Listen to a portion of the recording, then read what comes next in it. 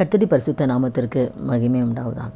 அதனால் கூட இந்த வார்த்தை கேட்குற ஒவ்வொருத்தர் வாழ்க்கையிலையும் உங்கள் குடும்பத்தாரால் நீங்கள் வெறுக்கப்பட்டிருக்கீங்களா, ஒதுக்கப்பட்டிருக்கிறீங்களா, கைவிடப்பட்டிருக்கிறீங்களா, இல்லை சொந்த ஜனங்கள் மத்தியில் நீங்கள் அவமானப்பட்டு நிற்கிறீங்களா? எந்த குடும்பத்தார் உங்களை வெறுத்து ஒதுக்குனாங்களோ, எந்த கூட பிறந்த உங்களை வெறுத்தாங்களோ, எந்த தாய் தப்பனை உங்களை கைவிட்டாங்களோ, எந்த சொந்த ஜனம் உங்களை அவமானப்படுத்தியதோ அதே இடத்துல கர்த்தர் உங்களை உயர்த்துவார்.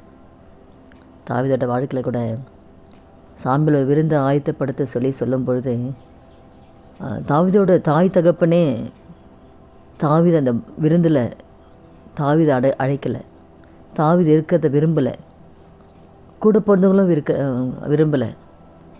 தாவீதை மாத்திரம் ஆடுமைக்கு அனுப்பிட்டு அந்த விருந்தில் இவங்க தான் பங்கு பெறணும்னு அவங்க நினச்சாங்க. ஆனால் ஆண்டவர் என்ன செஞ்சா தெரியுமா? எந்த தாவீதை வரக்கூடாதுன்னு பெற்றோர் நினச்சாங்களோ, எந்த தாவீதை அற்பமாக நினச்சாங்களோ, இவன் ஆடு மேய்க்க தான் லாக்கி, இவன் இப்படிப்பட்ட விருந்திலெல்லாம் பங்கு பெறத்துக்கு அவனுக்கு தகுதி இல்லைன்னு நினச்சாங்களோ, எந்த கூட பிறந்தவங்க அவனை அற்பமாக நினச்சி அவமானப்படுத்தினாங்களோ, அதே குடும்பத்தார் மத்தியில், அந்த சமஸ்த ராஜ்யத்தின் மத்தியில் ஆண்டவர் அற்பமாக எண்ணப்பட்ட தாவீதை தான் ராஜாவாய் கர்த்தர் அபிஷேகம் பண்ணுறார். எவ்வளோ ஒரு ஆச்சரியம் பாருங்களேன். எல்லாராலும் கைவிடப்பட்ட நிலைமை தான் தாவீதுக்கு. அதுதான் அவர் சங்கீதத்தில் சொல்வார், என் தகப்பனும் என் தாயும் கைவிட்டாலும் கர்த்தர் என்னை சேர்த்துக்கொள்வான்னு சொல்லி சங்கீதத்தில் தாவீது எழுதியிருப்பார். அப்போ எல்லாராலும் கைவிடப்பட்ட நிலைமை தான் தாவீதுக்கு. ஆனால் கைவிடப்பட்ட அதே குடும்பத்தார் மத்தியில் தான் தாவீதை ராஜாவாக ஆண்டவர் அபிஷேகம் பண்ணுறார். அதனால் கூட அந்த வார்த்தை கேட்டுக்கொண்டிருக்கிற அங்கே ஒவ்வொருத்தர் வாழ்க்கையிலையும் நீங்கள் வேதனைப்பட்டு கொண்டு இருக்கிறீங்களா?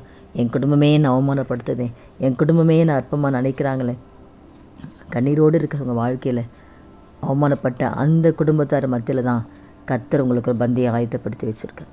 கர்த்தர் சத்துருக்களுக்கு முன்பு தான் பந்தியை ஆயத்தப்படுத்துவார். அதே குடும்பத்தார் மத்தியில் கர்த்தர் உங்களை உயர்த்துவதை பார்த்து உண்மையாகவே கர்த்தர் உங்கள் கூட இருக்கிறார் என்பதை அந்த ஜனங்கள் சொல்லும்படியா, உங்கள் குடும்பத்தார் சொல்லும்படியா கர்த்தர் உங்களை உயர்த்த போகிறார். அதனால் சோர்ந்து போகாதீங்க. கர்த்தர் உங்கள் கூட தான் இருக்கார், உங்களை நேசிக்கிறாரு.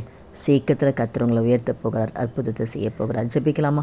துதிகள் மத்தியில் வாசம் செய்கிற நல்ல தகப்பனை இயேசுவின் நாமத்தில் சமூகத்தில் வருகிறோம்.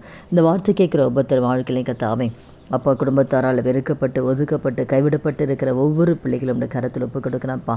ஆண்டவர் எங்கே பொறுத்தாலும் ஆண்டவரே அப்பா, ஆண்டவரே ஒரு சமாதானம் இல்லை, அன்று எல்லாராலும் கைவிடப்பட்ட நிலையில் சோர்ந்து போயிருக்கிற ஒவ்வொரு பிள்ளைகளோட வாழ்க்கையிலையும் கர்த்தர் ஆண்டவரே அப்போ அவமானப்பட்ட அந்த இடத்துல என் பிள்ளைங்களை நீங்கள் உயர்த்த போகிற தயவுக்காக உங்களுக்கு நன்றி செலுத்துக்கிறோம். ஆண்டவரே யோசேப்பு எந்த இடத்துல அவமானப்பட்டனோ அதே இடத்துல கர்த்தர் நீங்கள் ராஜா உயர்த்துறீரப்பா. கர்த்தர் அப்படியே நீங்கள் செய்ய போகிற தயவுக்காய் கோடி ஸ்தோத்திரம். இயேசுவின் நாமத்தில் பிதாவே, ஆமென். கர்த்தர் நாமத்துக்கு மகிமை உண்டாக.